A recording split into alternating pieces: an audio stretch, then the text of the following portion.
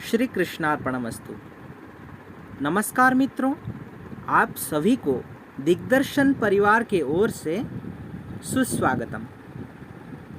आज हम लोग व्याकरण के मूलभूत माहेश्वर सूत्र को लेकर के आप लोगों के सामने उपस्थित हुए हैं। तो चलिए दोस्तों, बिना समय को व्यर्थ किए हुए हम कक्षा को प्रारंभ करते हैं। माहेश्वर सूत्राणि। तो यह माहेश्वर सूत्र व्याकरण के प्रमुख आचार्य महर्षि पाणिनि जी को शिव जी के कृपा से प्राप्त हुई थी, इसलिए इसको माहेश्वर सूत्र भी कहते हैं, शिव सूत्र जालम भी कहते हैं और पाणिनीय वर्ण सामान्याय भी कहते हैं।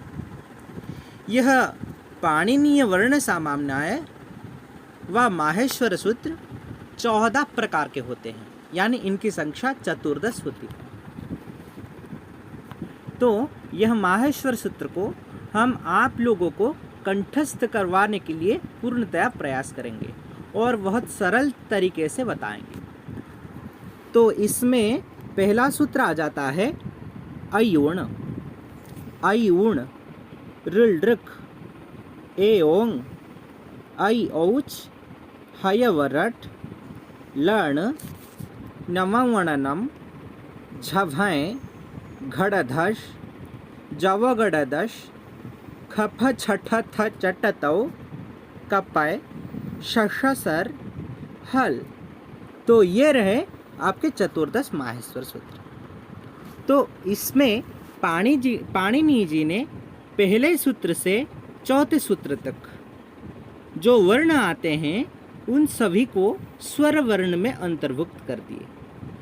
हाँ, और एक बात आप लोग को बता दूं मैं कि ये माहेश्वर सूत्र में जो लास्ट वाला अक्षर होता है या हलंत वाला अक्षर होता है उसको लोप हो जाता है, यानी इसको हम ग्रहण नहीं करते हैं। एषामन्त्यः इतः, इतः यानी लोप।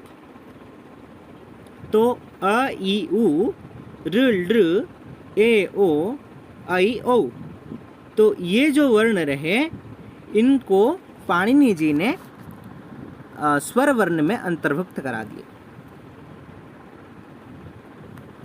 फिर पांचवा और छठा जो सूत्र है, ये दो सूत्र को हम अंतस्थ वर्ण कहते हैं। तो हयवर ल, इसको हम अंतस्थ वर्ण कहते हैं। तो पाणिनि जी ने अगले दो सूत्र को अंतस्थ वर्ण में अंतर्भुक्त करा दिए। फिर हमारे जो 5 वर्ग हैं क च ट त प, देखिए तो क च ट त प, इसको हम कु चू टू तू पू भी कहते हैं। तो इसमें जो 5 लास्ट वाला अक्षर है, यानी 5वां वर्ण, प्रत्येक वर्ग का 5वां वर्ण जो होता है उसको पाणिनि जी ने क्या किया, इसमें 7वां नंबर सूत्र में रख दिए, यानी न्य म व न न। ये जो न्य म व न न है ये वर्ग की 5वें वर्ण है।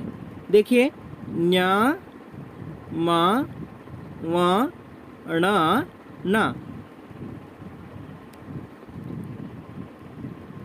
फिर झभय और घड़धस, यानी 8वें और 9वें नंबर पे जो है ये दो सूत्र को पाणिनि जी ने चौथे नंबर पर रख दिए, यानी वर्ग के चौथे नंबर पर। झ भ घ ढ ध, ये वर्ग के चौथे वर्ण। देखिए झ भ घ ढ ध, हो गए ना चौथे नंबर।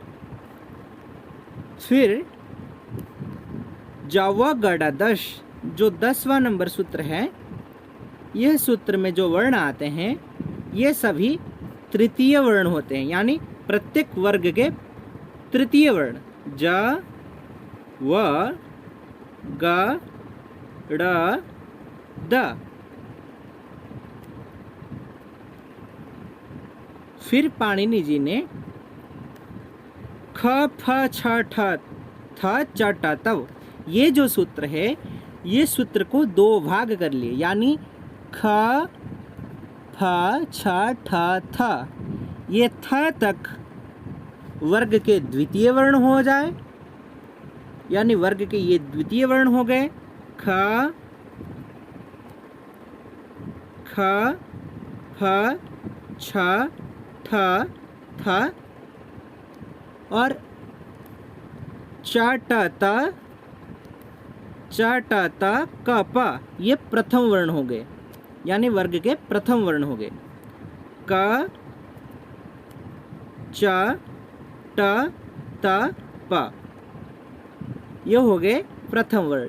तो इसी तरह पाणिनि जी ने 12 नंबर सूत्र तक वर्ग को 12 वर्ण सूत्र तक इस सूत्र में जो वर्ण आते हैं उसको वर्ग में अंतर्भुक्त कर लिए।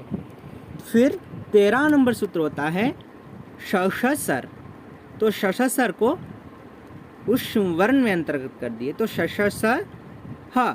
तो ये 13 और 14 नंबर सूत्र जो है,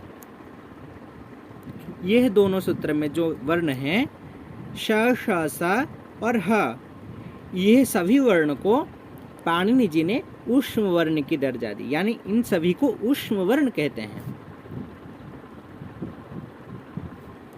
तो ये हो गए माहेश्वर सूत्र। तो माहेश्वर सूत्र में याद रखवाने के लिए ये है प्रमुख के ये सभी सूत्र के जो अंत्य वाला अक्षर होता है, यानी जो हलंत वाला अक्षर होता है उसको लोप हो जाता है, यानी ईर्षामन्तः इतः, यानी ये जो सूत्र है उनके अंत्य अक्षर जो होता है उसको इत कहते हैं, यानी लोप कहते हैं, यानी इसको हम ग्रहण नहीं करेंगे। इसके पहले वाला जो अक्षर सब हैं ये सभी वर्ग में अंतर्भुक्त होते हैं, और ये जो पहले से चतुर्थ नंबर सूत्र हैं ये स्वर वर्ण में अंतर्भुक्त होते हैं, और न्यमं वर्णनम ये वर्ग के 5वें नंबर सूत्र में, यानी वर्ग के 5वें नंबर वर्ण में अंतर्भुक्त होते हैं। झभय घड़धस ये वर्ग के चौथे नंबर सूत्र में, चौथे नंबर वर्ण में अंतर्भुक्त होते हैं।